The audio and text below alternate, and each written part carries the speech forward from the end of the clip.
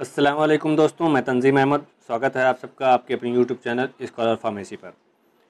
इस वीडियो में हम बात करने वाले हैं फार्माकोलॉजी एंड टॉक्सिकोलॉजी के चैप्टर 4 के रिमेनिंग टॉपिक्स पर।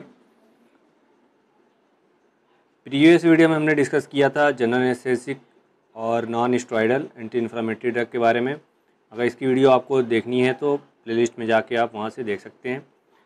आज हम जो बात करेंगे वो नारकोटिक एनाल्जेसिक, एंटी रूमेटिक और एंटी गाउट रेमेडीज़ के बारे में।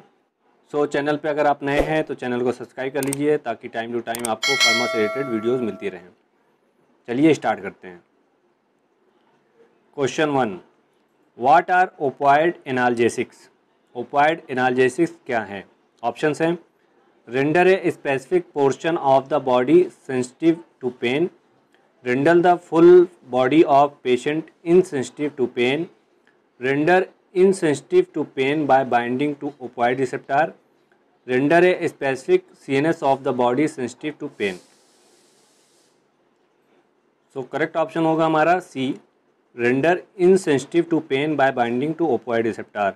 ओपियोइड एनाल्जेसिक जो ड्रग होती है वो ओपियोइड रिसेप्टर पे बाइंड होके और पेन के परसेप्शन को रिड्यूस कर देती है, उसको इनसेंसिटिव कर देती है।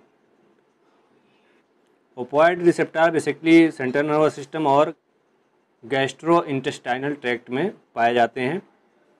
ये डिफरेंट टाइप के रिसेप्टर्स होते हैं, like mu receptor, kappa receptor, delta receptor.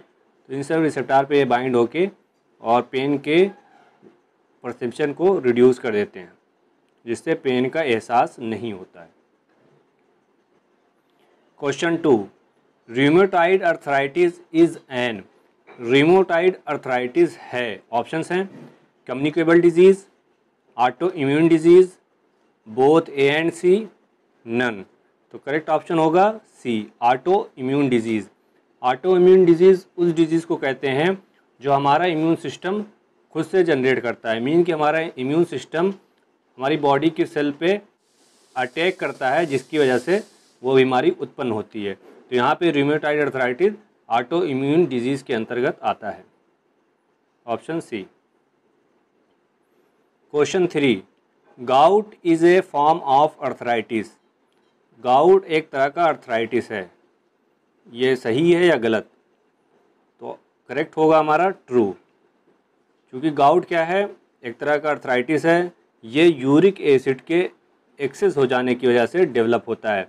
Uric acid या तो बॉडी से एक्सक्रीट नहीं हो पाता या एक्सेस उसका प्रोडक्शन होता है, जिसकी वजह से ये क्रिस्टल फॉर्म कर लेते हैं और डिपॉजिट हो जाते हैं हमारे जॉइंट्स पे, और वो आगे चल के काफ़ी पेनफुल और सोयल कर जाता है वो एरिया, और काफ़ी पेन होता है वहाँ पे, जिसकी वजह से पेशेंट को दिक्कत होती है। Question 4, which of the following are natural opiates? Option में से कौन सा नेचुरल ओपिएट्स है? ऑप्शन है हमारे codeine, fentanyl, oxycodone, इंडोमॉर्फिन्स।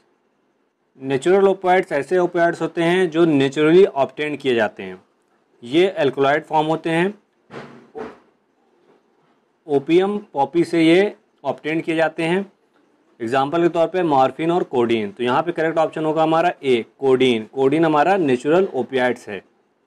Question 5, DMARDS stands for. DMARD का फुल फॉर्म होता है, ऑप्शंस हैं disease mediated anti rheumatoid drug, disease medication anti rheumatoid drug, disease modifying anti rheumatoid drugs, all of the above. तो correct option यहाँ पे सी होगा, disease modifying anti rheumatoid drugs. ऐसी drug जो रूमेटॉइड डिजीज़ को प्रिवेंट या treat करने के लिए दी जाती है। Question 6, which of the following are semi synthetic opiates? Option में से कौन सा है जो सेमी सिंथेटिक ओपिएट्स होता है? ऑप्शंस हैं कोडीन, फेंटेनाइल, ऑक्सीकोडोन, इंडोमॉर्फिन। तो सेमी सिंथेटिक ओपिएट्स ऐसे ओपिएट्स होते हैं जो नेचुरल ओपिएट से फॉर्म किए जाते हैं।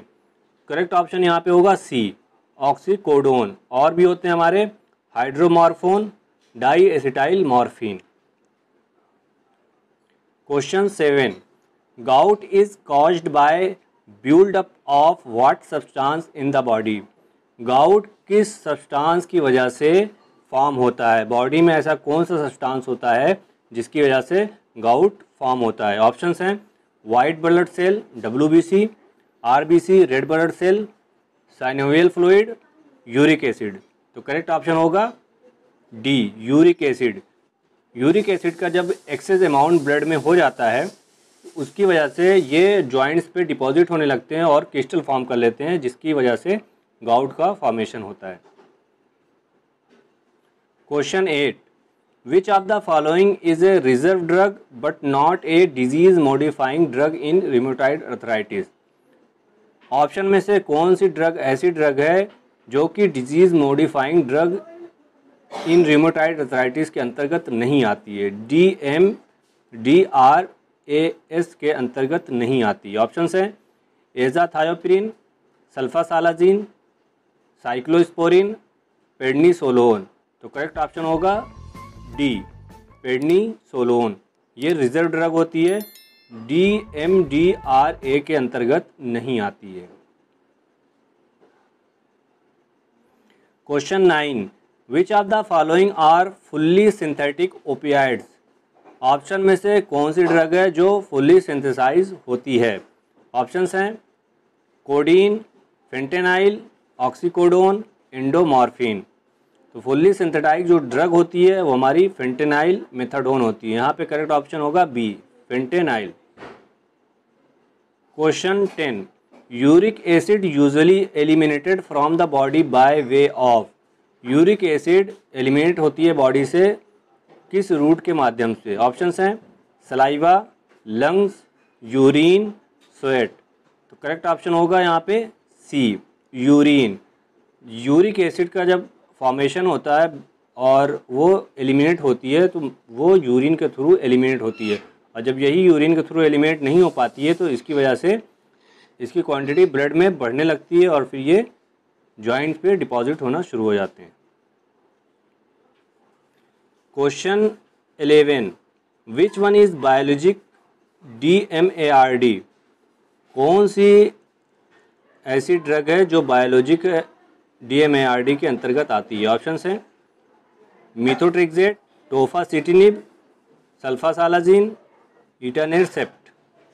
तो करेक्ट ऑप्शन होगा डी, इटानेरसेप्ट। ये हमारी बायोलॉजिकल DMARD ड्रग है।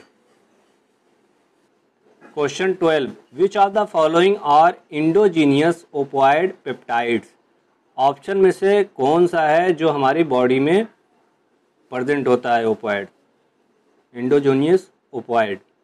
ऑप्शंस हैं codeine, fentanyl, oxycodone, endomorphin. Endogenous opioid जो होते हैं हमारे पेप्टाइड्स होते हैं जो कि वो नेचुरली बॉडी में प्रेजेंट होते हैं। इंडोर्फिन होता है, इंडोमॉर्फिन होता है। यहाँ पे करेक्ट ऑप्शन होगा डी, इंडोमॉर्फिन।